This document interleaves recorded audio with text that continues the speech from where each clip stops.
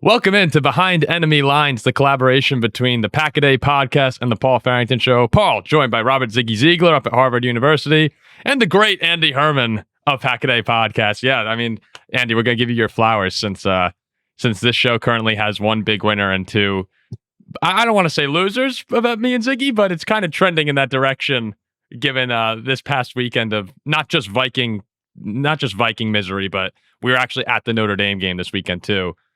Losing on the final play. So a tough football weekend for the Paul Farrington Show. Very much so. It just seems lately that there's just a little extra crisp in the air. Everything seems amazing. Just rainbow and sunshine and butterflies all over the place. Every day I just wake up with a little bit of extra exuberance and just like life is so incredible. It's really remarkable how things feel right now. How are you guys doing? Ziggy, you want to take this one? I might just walk off for a few minutes.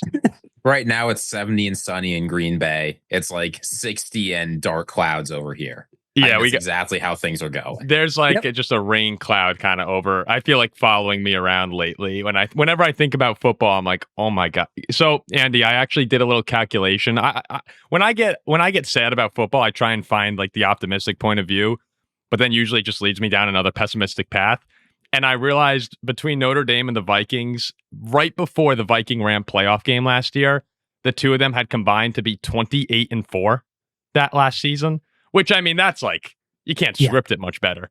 Since then, 1-5 with maybe one good quarter of Viking football and one awesome national championship opening drive for ND. But other than that, just straight heartbreak. And I guess that's, we have trade-offs. It can't all be good unless you live in Green Bay, Wisconsin.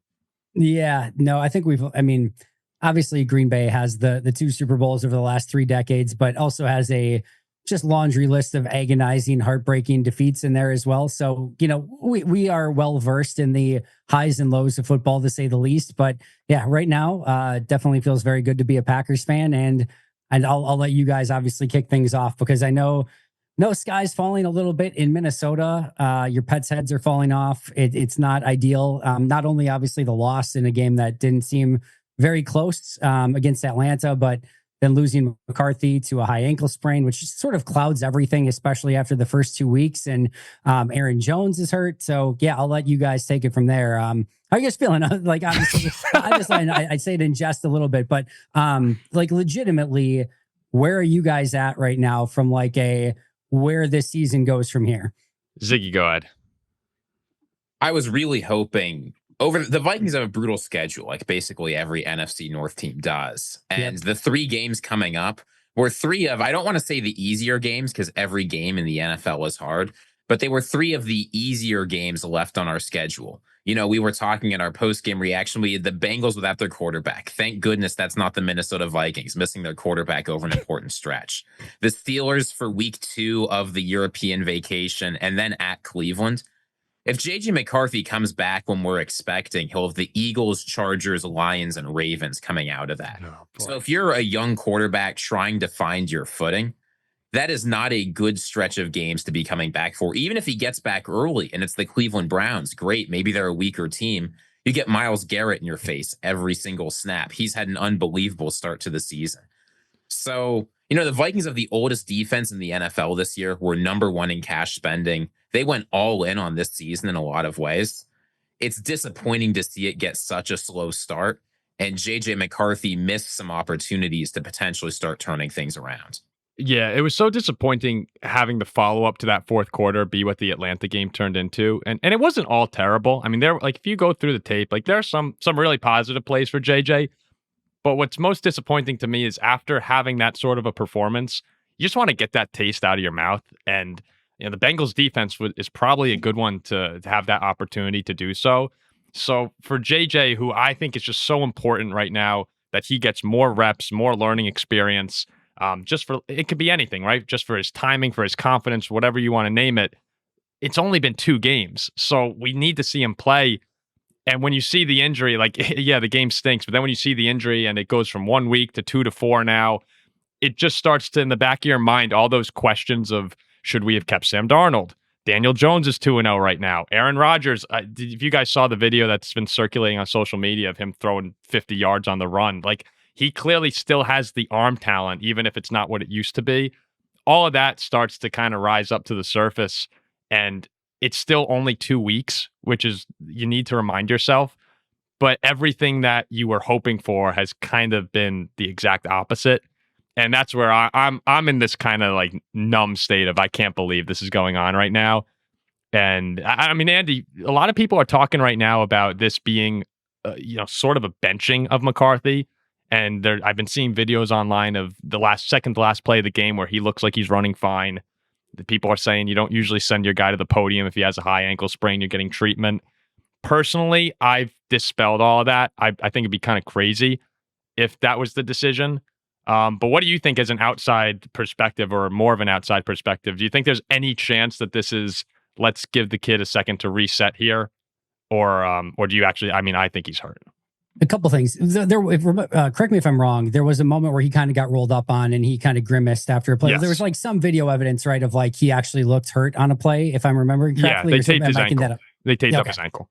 Yeah. So like there's legitimate, like that happened, right? Now, whether the extent of that injury or whatever, I also believe that, like, I don't know, maybe I'm wrong. It feels to me that Minnesota's a competent enough organization to be like, if they need a reset for JJ McCarthy, to be like, hey, we need to kind of reset. We're going to give Carson a couple weeks to kind of run the show a little bit and just get JJ's, like, just get him kind of reset. He's going to start again this year. This is not a overall benching. We just feel like we need to kind of do so. I feel like they can manage that in some way, shape, or form without it needing to be a fake high ankle sprain. Like, I feel like there's much better ways to navigate that than a fake injury in some way. So I'm a sucker sometimes for this stuff, and I just kind of tend to believe people. So I tend to believe that there probably is something here. So yeah, that's my initial take on it. I'm curious of this though for you guys. There's a few questions I want to ask about this. First of all, obviously in this game, from a McCarthy standpoint, there's the throw he makes to Jefferson where it hits the ground right in front of him. There's the deep ball where he has the opportunity to kind of get them right back in the game. Mm-hmm. It's wide open. He's got to hit that throw. How much do you feel though is like, hey, getting Christian Darrisaw back, getting Jordan Addison back, if they get a couple of those pieces and the line just even protects him a little bit better and he starts to get into a little bit of a better rhythm, is there something still there, or is this just feeling a little bit broken with McCarthy at the moment? At this point in time, I actually think it's a little bit of both. Just in rewatching the game, there are obviously a couple throws where you just say the interception he had, I believe it was out to Naylor on the first interception on the right side of the field, where he's just got to put that ball literally on the sideline, and he threw it a little too in. There have been accuracy issues. There's one play I keep bringing up to Ziggy where when we were on the goal line and had the delay game and 3rd and 14, like he bails the pocket a little early where he would have had Naylor breaking to the corner. Maybe that's a throw Sam Darnold hits, and we, that JJ just doesn't. So I think as it stands right now, it's hard to say it's not a little bit of everything, because when you're watching school at left tackle and then we bring in our third string, Ryan Kelly left the game, backup center, those guys were getting crushed on the line. I mean, it was just almost every other play, it seemed JJ had someone in his face almost immediately. And when he had time, he usually made the right read. So I think it's a combination of he never got in rhythm, but also you're not getting helped when Jalen Walker, the rookie that I loved coming out of Georgia, just blowing up our backup left tackle. So I think that the injuries have played a substantial factor in the struggles as well, though it can't be considered everything. Yeah, I mean, it goes both ways, like you said, Paul. JJ McCarthy has got to get the ball out faster. Yes. Before the last drive of this game, there was a single throw that he made under 2.5 seconds. And I know the Vikings offense has longer developing plays. Sam Darnold was near the bottom of the league in time getting the ball out last year. It was still 31% of his passes. This game, it was 5%. And it didn't really change. He held the ball just as long, whether they were blitzing or whether they weren't, which for a Falcons defense that this year has really amped up the blitzes, created a lot of difficulty on those pressures. So while you're right, we need Darrisaw back. We need the offensive line to get healthier. That certainly hurts. JJ McCarthy's got to do a better job recognizing when they're coming at him and getting the ball faster, because you just can't hold the ball for an average of 3.2 seconds in the NFL. That is not going to work. And even guys that tend to hold the ball really long, Jalen Hurts, Lamar Jackson, Justin Fields, get the ball out much faster when they're getting blitzed. As far as like kind of going back to your other question and just where kind of Minnesota's at, like, is this actually a benching and not an injury? I'm less concerned about that. I'm more, I guess, not concerned, but more curious as to the fact of like, what if Carson Wentz does go full Sam Darnold and like actually looks decent in this offense? Like, then what happens? Like, that's what I think will happen. Like, I that's the Vikings storyline, is it not? Like having Carson Wentz come in out of nowhere and just be great for a few weeks. QB or even like, what's the Mendoza line at this point of like, where does he need to be at? Like, if he's like the 21st best court, like 24th, if like McCarthy is at like 38th, like, that's just like PFF, who cares? But like, if he's like 38th and like Wentz is again 22nd, is that still like, all right, we're just going to keep going with Wentz? Like, to your point, you're spending a ton on defense right now. This team is relatively built to win right now. And it kind of just feels like, even if you're going with McCarthy and saying, well, we got to build for this in the future, you're just kind of in no man's land at that point, where you've got the rest of the roster that maybe kind of is built for winning now, and a quarterback that's built to win maybe kind of in 2028. Like, how does that work? That's more intriguing to me. There's also the fact that, Ziggy, you mentioned the schedule coming out of the bye when McCarthy seemingly will come back. That's the tough part. The time to strike for the Vikings is now. It was actually that Atlanta game too. Like, these are the wins we need to have. If you were looking at the Vikings schedule and how they could get to the playoffs, or the most optimistic of Vikings fans win the division, you needed to kind of get off to like a 4-1 start on this season. So what I'm kind of playing around in my head is, if Wentz comes out and stinks and we're 1-4 or 2-3, you could probably chalk up the season.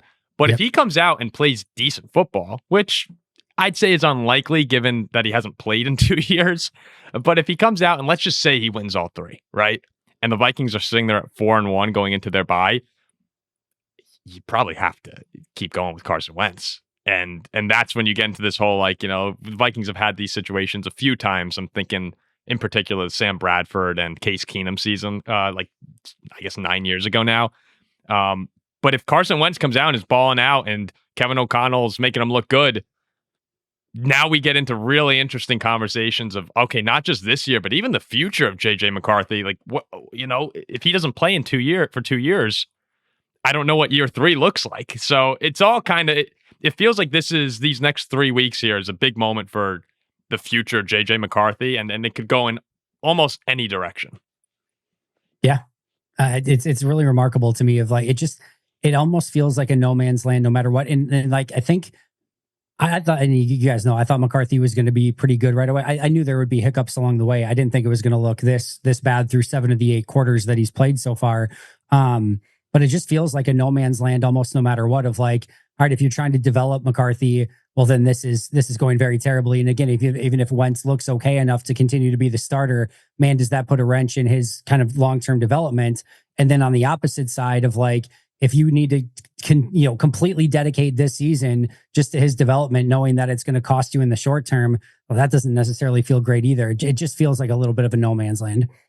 The one saving grace that I think you can look on for JJ and where the Vikings stand right now is, you do have to keep coming back to that. It is week 2. It's 2 games. He's played 2 games in his entire career. And then when you really dive into the games in particular, and I know Chicago was pretty bad those first 3 quarters, but if you just look at Atlanta, they had the ball on the 1 yard line. You punch it in there, you get a touchdown, you take the lead, probably going into half. A handful of drives, we get stalled out on 3rd, 4th, and 1. Like, there's just been a lot of opportunities where, and of course the injuries to the offensive line and Addison being out don't help, where if a couple things go differently, you're probably feeling a lot different about JJ. Even if, and I said the same thing to Ziggy about Notre Dame, right? Notre Dame's 2 plays away maybe from being 2-0, where that's the kind of the crazy thing about football is a couple things break differently, and it's not the sky's falling. It's, wow, can't believe we got away with this. Let's build on it, and when it all works out, this will be great. So I'm not willing to, a lot of people are just writing off JJ, and I just think that that's unfair to him and kind of crazy, a crazy thought to even just have about a first-year starting quarterback. for the reigning NFC Offensive Player of the Week, nonetheless. Like that was ridiculous. That was a little ridiculous. But it like the really remarkable sort of ironic thing is just going back to Kevin O'Connell's quote of organizations fail young quarterbacks before young quarterbacks fail organizations. Like that might get put to the test very, very quick of like, what is their temperature for just being like, McCarthy's our guy. We're going with it. We are not going to fail him. We are going to make him a successful quarterback. We know what we're going to go through to have to get there, but we're willing to take our lumps along the road. Or is it like, nope, Carson Wentz is our quarterback now? Like that's just a very interesting situation to be in following that quote in the offseason. It's a great quote. And it is. Ziggy, what's your prediction when we come into week? What will it be? It'll be week 7, I guess, after the bye week. Who's the Vikings starting quarterback? Can we say Max Brosmer is going to go on a Tommy DeVito-esque run? No, I just don't think that Carson Wentz has a great season of football. And we saw some of the Vikings backups a couple of years ago. You can get maybe a good game or two out of some of these guys, but the thought that Carson Wentz is going to come in and lead the Vikings to the playoffs this season, I just don't see it. Regardless, JJ McCarthy needs snaps. We need to know what we have in this guy before it's too late. You don't want to be entering a situation where it's the middle of year 3, contract extension talk starts, and he's played only one half of a good season of football, right? That can't work out for an organization. It's not like the Packers did that a few years ago. We got to get JJ McCarthy out there. That's going to be my view until he looks bad for a long stretch of time. Yeah. And the troubles for the Vikings go beyond that too. Harrison Smith is out, Van Ginkel's out, Cashman's out. There's so many injuries that it almost feels like we do just need a big reset on the season through 2 weeks, unfortunately. But we'll see. If it's Carson Wentz versus Jake Browning. So for anyone who bought those tickets thinking you're going to get a young JJ McCarthy and a Joe Burrow clash, you're treated to this backup quarterback duel instead, and a very important game for the Vikings season still. So. Hey guys, quick interruption. Thanks again for listening to Behind Enemy Lines with Pack-A-Day Podcast and the Paul Farrington Show. Please remember to like, comment, and subscribe to this video. We're chasing down 50,000 for this season. We need all the help we can get. Let's get back to the video. We can get off the Vikings here. It's for the sake of Ziggy and I. We can move on. Oh, I guess is it any better now where we're going? But the Packers now, Andy. I have a couple questions for you. The first one though is, I don't think anyone expected this kind of a start. Even if you were hopeful for Green Bay, you were probably thinking, maybe we go 1-1, or if we go 2-0, 2 great wins. But in the fashion they've done it, has just been depressing as a Viking fan. Could be the right word. So I just want to ask you, through these first 2 games, has there been what has surprised you the most in terms of like, I did not think that would be that good? Yeah, I think the 2 things for me is, the defense being that phenomenal through the first 2 weeks is not something that I had completely on my bingo card. Now, if you would have said they got there eventually, once Micah Parsons really, got more ingrained in the offense and things like that, and everything started to click over time, sure, I probably could have maybe got to that at some point. Being that impressive over the first 2 weeks against Detroit and Washington, respectively, that I don't know that I could have predicted coming in. And to your point, like even with the Micah Parsons addition and things like that, those are 2 really good football teams that are coming to Lambeau for a team that couldn't win any games at all against good teams last year. I was talking to Paul Brettel. This is an episode that's going to come out on the Pack-A-Day podcast either later on Wednesday or early on Thursday. I knew that they were bad against good teams last year, Minnesota, Detroit, and Philly being those teams. They started down 28-0 to the Vikings in that first game, 24-3 to the Lions, 17-7 to the Lions, 20-3 to the Vikings, and 16-3 to the Eagles. That's a combined score of 105-16. 105-16 against good teams and to open those games. And they kind of worked their way back in most of those, but still lost every single one. 105-16. So to come out in the season and be like, you know what, we're just going to beat good teams now and like not even like have it be close. We're basically just going to, run away with it. Maybe they'll cut it to a 1-score game at some point, but we're not even going to be bothered by that. That I could not have seen coming. I think the other thing for me is offensively to put up 27 points in both of those games, especially in like without like a key turnover, a big punt or kick return to set up any of those points. And without really anyone shining to any real extent, meaning Josh Jacobs is not gone for 100 yards or run super efficiently yet. Matthew Golden had two opportunities like where Jordan was just off that could have been explosive plays, but they missed on both of those. He's barely been involved in the first 2 weeks, despite being open a lot. If you go back and watch the tape, Tucker Kraft is probably the one that you would point to and be like, all right, he's made a big time impact, but it hasn't exactly been super smooth and or pretty on offense yet. And they still put up 27 points in both of those games. So to me, feels like there's still a lot of meat on the bone for the offense as well. Yeah, that's a scary. That's the scary thing about the Packers to me is that it feels like the offense is still not quite clicking, and they're going to get better when Watson and Reed get back. Like that's the hope. I'm actually looking right now. It's kind of just fun looking at some of the stats here. But if you're looking at the pressures right now, the QB hits for the Packers versus their opponents right now, through 2 games, 21 QB hits for Green Bay, and just 6 for their opponents. Sacks, they're leading 8-2. So you're winning at the line of scrimmage against the teams that you're going to have to win again on the line of scrimmage against down the playoff stretch. So I think that's another spot. We talk about the defense. Offensive line is playing well. They're really just clicking across the board. Ziggy, are you? Let me ask you guys this, because this is something I've been talking about recently with Packers fans, and they're kind of being a little hush-hush, like trying not to jinx anything. But when you start looking ahead on the schedule right now, it's like, going into that Viking game, which Ziggy and I are actually going to try and get out for that game, Andy. So that could be fun. I don't know if you'll be there or not. I'm assuming you will.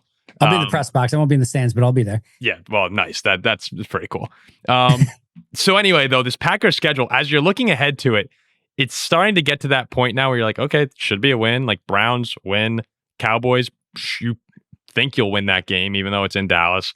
Bengals, no Burrow, win. Cardinals probably win, steal it. Like, at what point here are you starting to feel like, okay, this could be like 8-2, 9-1? Like, are you trying to hamper those or temper those expectations? Nope, I'm not. I mean, the funny thing is I'm very much more of a guy that's like tempering expectations and trying to live in a reality. Like there's going to be adversity that hits this team at some point. When that is and what that is and how they overcome it, that's going to be ultimately the story that probably defines their season. Don't know what that's going to be or what it's going to look like, but it'll happen at some point in time. They'll probably lose something stupid along the way. It just kind of ends up happening that way. Hopefully it's not in a game that matters a crazy amount, but no, you look at this schedule right now and there's already like 4 games, I would say. You have Philly at home on Monday Night Football in week 10. That looks like a big time heavyweight fight that I cannot wait for. That's going to be a blast. Thanksgiving, noon game, Packers at Lions, the rematch of week 1. We already saw Detroit was so pissed off in week 2. They just decided to throw 50 down on Chicago. That will be a very fun rematch. I actually think, I know they're not playing the greatest right now. I think Denver in Denver on December 14th is going to be maybe not a big game. Tricky. I think it'll still be one that's a tricky one. Yeah, I think that's probably the right way to put it. And then I think Baltimore, it's a flex game. It's probably going to be the Sunday Night Football game would be my guess that week, or at least one of the marquee games that week. That game also has the ability to be it. But those are the 4. My guess is in the other ones, maybe they lose 1 or 2 games, and then in those 4, maybe they go 2-2, something like that. But yeah, it's hard to imagine at this point right now the way that I think we've seen this team play. I don't know that some of these teams have the ability to put up anything in the 20s or at least in the high enough 20s against Green Bay based on what we've seen from the defense. And if that's the case, I just kind of expect Green Bay to be able to put up enough points with the way this defense is playing to win the vast majority of these games. So I know it's not going to be easy. And I know if there's anything that will lie to you, it's week 1 games. And if there's anything else that will lie to you, it's Thursday Night Football home games. So I'm still trying to temper expectations as much as I can, maybe because of those 2 things. But it's really hard to see that defense live and in person and see what they're doing, and then rewatching it on all 22 and having it somehow even look better and being like, yeah, this is going to be a team that's going to struggle. Like their defense in and of itself is going to keep them in a lot of games. Well, Andy, I'm a little bit hurt that you didn't include the 2 Minnesota Vikings games in there. No, Ziggy. I don't know if you caught him. I was thinking the same thing, but then Andy said outside of those 4, maybe you have like 2 losses, and I looked and we still have. Right. Yeah, so I'm assuming that's where Andy was going. No, but not. But you never know. That's the crazy thing, especially in division games. You never quite know. It's hard for me to count out the Packers given the 2 teams they did these performances to. I mean, we talked about on this show last week The Packers looked so good against the Lions that people had the Vikings higher in the divisional odds than Detroit, which at the time we still knew was crazy. Or you've got the Commanders team. I've seen their beat writers putting out stories like the Commanders have an identity crisis. We've got to figure it out right now. Like Green Bay is sending good teams that have a chance to compete for playoff wins into doom spirals. And it's just hard for me to see a world where they're going to be able to do that to Detroit and the Commanders. And of course, every NFL team loses games. They're not going to challenge the undefeated Miami Dolphins. There will be losses here, but it's hard for me to see them doing it to those teams and not to the Cardinals or to the Panthers or to the Giants. And honestly, the fact that a lot of those most difficult games on your schedule are at home, Philly comes into Green Bay, the Ravens come into Green Bay. A lot of wins are on the table. And I think at this point, the 1 seed is a reasonable goal for the Packers to have, if not an expectation. I think so too. And yeah, again, these things tend to play out in crazy ways. But I mean, like the crazy thing now is like, you look at the schedule and you're like, if they get to 5 losses, it kind of feels disappointing, which is a fairly remarkable thing to say after 2 weeks of like, if they go 12-5, it's like, oh, all right, well, where did they screw this up along the way? And yeah, it is really difficult because I don't want to get ahead too far. And again, it is so early in the season and this is still a very small sample size, but the defense looks incredibly legit. And I still think the offense is going to get better. Christian Watson, Marshawn Lloyd haven't even played yet for the team.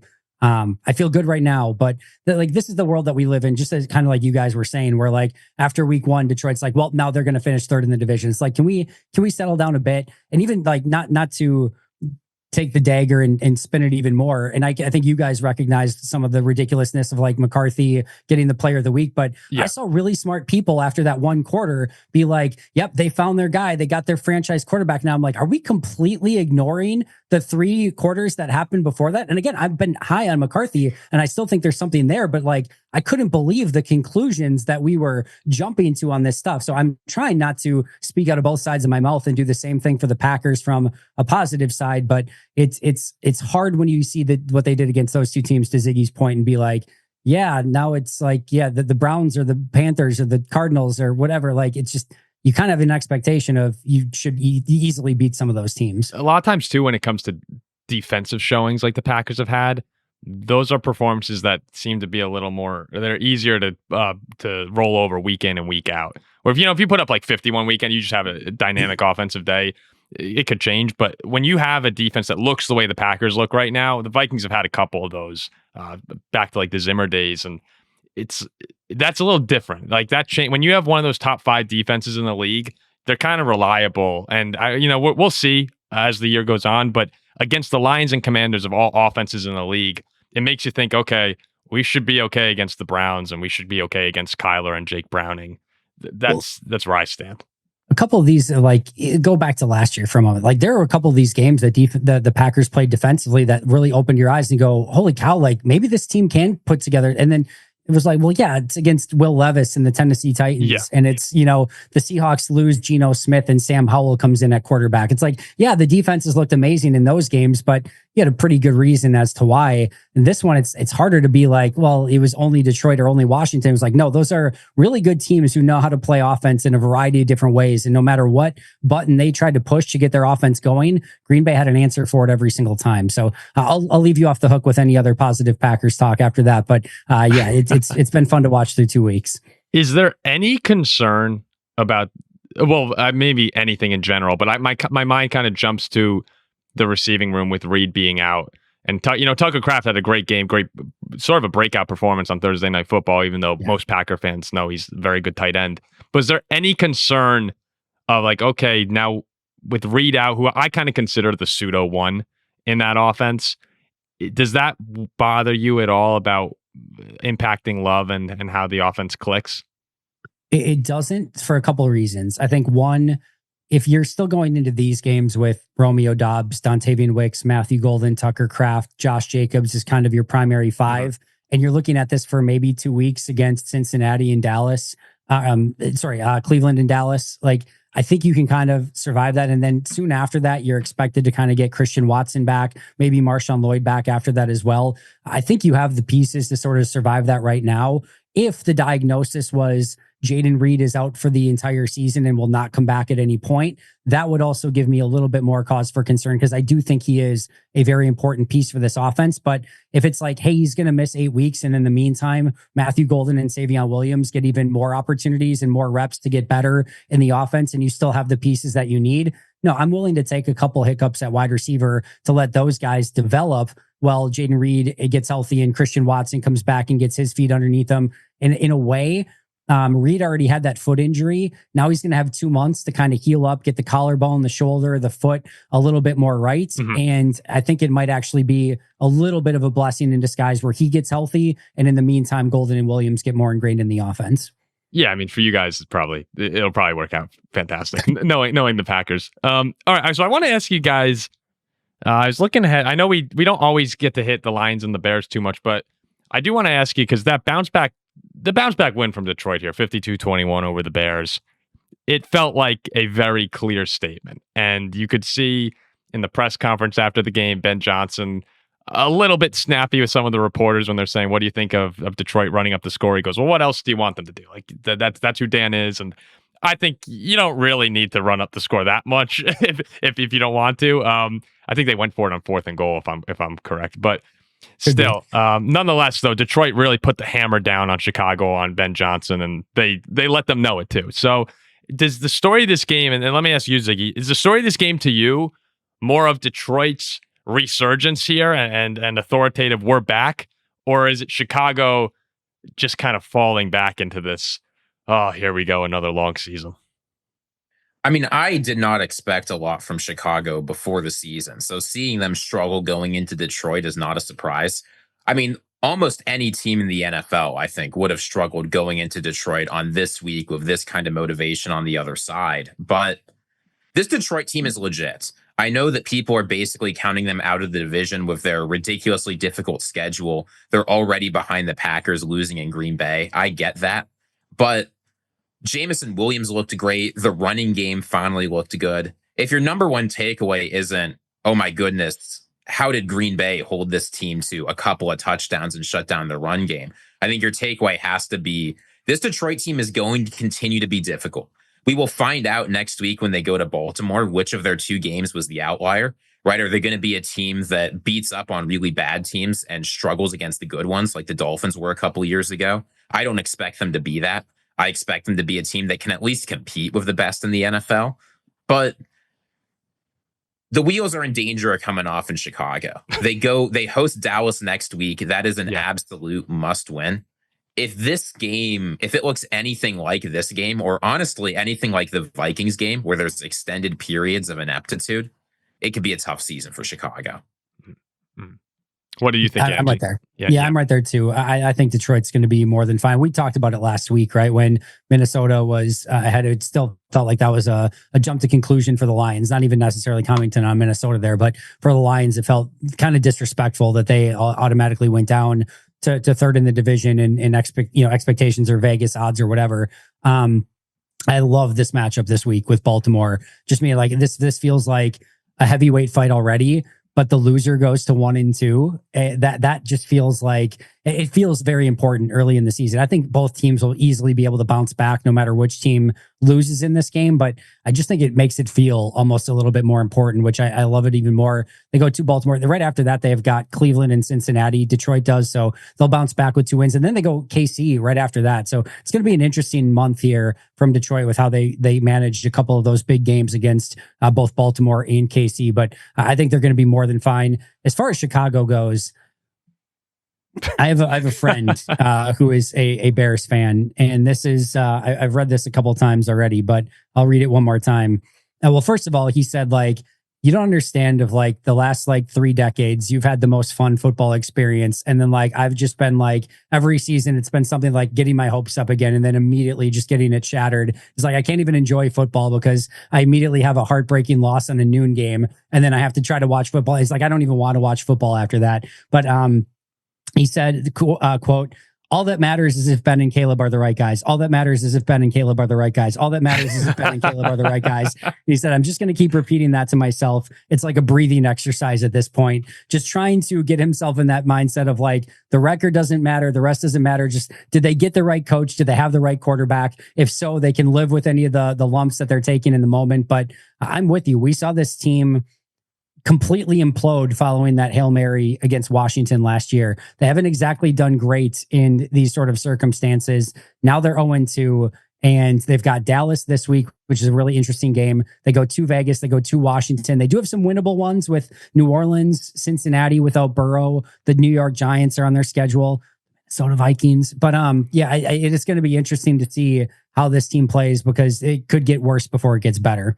We shout him out quite often on our show. A good friend, Weston Dell, my college roommate. We were with him this weekend at the Notre Dame game, and he said for the first time listening to our show, he actually got really upset when we were just having fun on the Monday night live stream, and said, "Let's throw a Bears still suck" in the live chat, and a bunch of Packers fans start putting Bears still suck. So Weston was talking about this Detroit Lions game, and he was like, we play them really tough. I think we're going to go in there and win. I think we're going to bounce back and win. And Ziggy and I kind of did this like side look at each other like, oh, yeah, okay, good. We'll see. And at 52-21, obviously, Weston did not have a great Sunday afternoon. But there was one piece, and I said this in the reaction to that game. I was listening to Tom Brady talk to Colin Cowherd about the development of quarterbacks, and he was getting into how you rank quarterbacks 1 to 32 in the league all the time, but you don't rank the developmental staff and the coaches very often for QBs.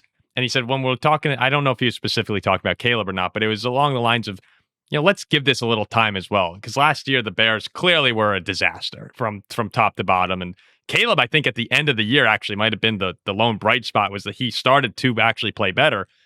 So right now, I was saying to all the Bears fans, just relax a little bit. This is not going to be the year. Like, if you're thinking you're going to go on a NFC Championship game run, like some people thought at the beginning, that's not happening. But I think your friend's right in that the only thing that matters is actually that Ben Johnson and Caleb Williams can work it out. And we're in, again, similar to JJ McCarthy, we're in week 2 of this new offense. And Caleb, it's not like Caleb doesn't have bright spots. They're certainly there. It's just the way that you lose to Minnesota, and then the way that you follow it up with the other end of the spectrum. It's fine to be disappointed, but I think you just need to keep the bigger picture in mind right now of let's let this year go. The one thing on the Lions, though, I think they're all the way back. Like, I think Detroit is so good. It's hard for me not to even put them at number 1 sometimes in power rankings. I know they lost to Green Bay. That's a little bit of an overreaction here. But I just think this team, the culture is so good there. That, to me, that Green Bay game, you guys came out with your hair on fire. It was, You've wanted to beat Detroit badly now for a while after they've got you a few years in a row. I think it was the perfect storm for Green Bay to win the way they did. I think if I'm a Lions fan, going and beating Baltimore would be the second huge statement right now of, okay, we might actually still be the best team in football. So I have no worries if I'm a Detroit fan that this team, Ziggy said they're not on the same tier as the Eagles and Packers to him at this point in time, that they're on their own second tier by themselves in the NFC. Personally, I think those 3 teams are the clear teams to beat. I tend to right now, just because what I saw in week 1, probably put Green Bay and Philly on that top tier. But if Detroit's on a separate tier, it's like a motorcycle sidecar. They're riding right alongside. It's just a little bit offset to the side. It's certainly not by much. And kind of as I mentioned before, I think that Thanksgiving game, in Detroit is going to be a absolutely epic matchup. Hopefully both teams are healthy and we get that heavyweight fight. But a noon game, or it's like a noon game on Thanksgiving, that has the ability to be a ton of fun. Short week on the road for Green Bay, not necessarily ideal, but that's going to be a fun matchup. And they're right there. And if they beat Baltimore this week, that will put them back on everyone's radar of like, oh yeah, they're very much still in that conversation. In the event that on Thanksgiving, it's like 2-minute warning, Packers are driving to win the game, and you start having your family call you into the table, and it's like, all right, Andy, come on, time. And now hopefully at this point, your family knows by now, but my family does this every single year. Right at the end of the game, are you like, do you have any tactics where you're like, all right, let me see if I could stall a little bit, or are you just gonna kind of put your head down and walk into the dining room? So in the past, it would definitely depend on which family's Thanksgiving I was going to. But if I was at mine, I would be basically like, nope, it's Thanksgiving time. It's time to eat or whatever. There has been no greater aspect of my life, almost in general, than like being now to have this as my full-time job, to be like, sorry, I'm working that day. I'm not going to be able to make it to Thanksgiving this year because it's my job. It's, this is what pays the bills. So that has been one of the great things, where it's like, there was a big pack, like right before probably like, I don't know, 6-7 years ago, there was a huge Packers Falcons game. And it was on, we have all our family birthdays in like early December. It was on like early December or late November, one of the two. And we were going to celebrate everything. And it was just this massive game. And I'm like, well, at least maybe they'll have it on in the house. Nope, not on at the house. And I wasn't quite to that point yet of being like, hey, this is my job. I kind of need to do this. It's whatever. It's just like, nope, sorry, this is when we're celebrating. Now I have full carte blanche to be like, yeah, you know what? Going to be covering the game today. Sorry, I'm not going to be able to make Christmas, Thanksgiving, whatever the thing is. That has been a large blessing in disguise. I will say that. Yeah, my family it's like a 2-minute warning last year, Bears Lions, and they're like, all right, dinner, let's go. And my dad and I are like, we're trying to chase down Detroit in the division. It's like, okay, let's pull up YouTube TV, All right, let's wrap it up here. We got a couple minutes left. Week 3 game picks for the NFC North. We could blast through them. I'll throw in the Lions and the Bears game as well. We could kind of go fast here. We'll go in the order of the time of the game here, according to Google. So Bengals at Vikings. It's Wentz versus Jake Browning. Who do you guys got? Ziggy, let's hear it from you. Classic Minnesota Vikings. Carson Wentz is going to look great. I had the Bengals winning this when JJ McCarthy was playing. I've got the Vikings winning this now. Okay. Help me out. Where are we at with Christian Darrisaw? I think he's still up in the air. Hold on, let me see. Let me do a quick. They've been very conservative with Darrisaw. We really have no idea what's going on. Not guaranteed to return in week 3. Let's assume he's out. I kind of have a feeling he's going to be out. All right, I'm gonna make this one. I don't know if I'm allowed to do this. If Darrisaw plays, Minnesota wins. If Darrisaw doesn't play, Minnesota loses. I'm gonna go with that. I'm gonna hedge my bet that way. It's honestly probably fair, given Wentz being back there too. I'm going to go with the Vikings. I think they'll win because I do think that we're headed towards the Vikings will be pretty good for a couple weeks. And then there has to be more drama than this. Otherwise it's not a Viking season. Next up, we have the Packers and the Browns in Cleveland. This looks like a great spot for Flacco and Cleveland to get their first win of the year, doesn't it, Ziggy? No, I'd love to talk that up more. I know this. What am I supposed to do here? It's Green Bay by 1 million. Myles Garrett's going to have a great game. I'm excited to see what he does. That's it. If you could either have the Packers lose or the Vikings win this week, you can only choose one. What are you choosing? I need a Vikings win. I need a real win. I need the win. I dislike the Packers, but I need the Viking win.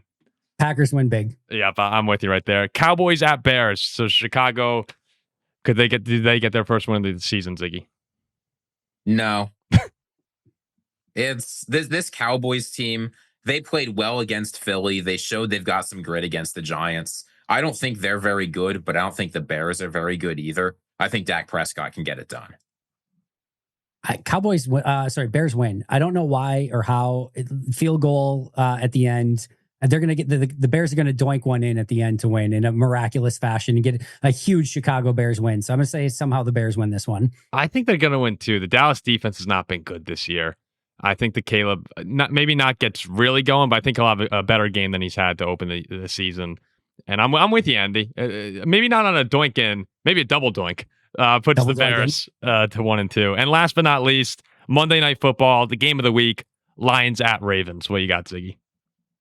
I think the Lions are actually going to be able to do this. I feel very good about this team. The Ravens' victory last weekend was obviously very impressive, but their offense didn't look quite as good as the score would indicate. I think the Lions are a real team, and I think they're going to go in and show it in Baltimore on Monday Night Football. I'm going to go Lamar Jackson. I just think he provides a few more opportunities than Jared Goff with just his running ability as well. I think that's going to be the difference. Ravens by 4. I'm with you, Andy. I think this actually could be even a Super Bowl preview potentially. Whoever was the home team, I was probably going to take in this one. So given that's in Baltimore, I got the Ravens winning a close one too. But this is going to be I mean, maybe so far, other than the Bills-Ravens game and the Packers-Lions, the most anticipated one for me of the season so far. So it should be fun. I got to do my final deal or no deal. So before week 1, I offered Caleb Williams for JJ McCarthy. I think Ziggy said he's sticking with. Ziggy said he's sticking with McCarthy, and you said, Paul, you were going to take Caleb Williams. I think last week you both. Correct me if I'm wrong. I think you both took JJ McCarthy, right? Yeah, we did. All right, sorry. Now in true banker fashion, the deal has gone down. Now your choice is you can have JJ McCarthy or Spencer Rattler moving forward. Which one are you taking moving forward? God, I would still take McCarthy over Rattler right now. I mean, Caleb. Yeah, I was hoping you were going to give the Caleb offer. I was like, I was all over that. The deal has gone down. Next week it might be Malik Willis, so be careful what you wish for. God. Well, Packers Nation would all take Malik Willis from what we've seen. There is a little bit of over exuberance in Packers Nation for Malik Willis. I will absolutely readily admit that. Who are you, Ziggy? I gotta keep JJ McCarthy. He's our guy. I'm sticking with it. Hell or high water. The deal might be worse next week. Not next week. We won't do it again until JJ plays again. But all right, we'll kind of keep track of it through the course of the season. Yeah, and I guess Ziggy, we'll end with, but we'll do, as we do our sign offs. Andy's kind of convinced us that we should end with the skull after last week. So I mean, we'll give our little all right, let's go beat the Bengals skull here. But my heart's not in it, Paul. You're gonna have to do that on your own. Well, go ahead, Andy. It only feels right that you send us off on this episode. Until next time, and as always, go Pack Go.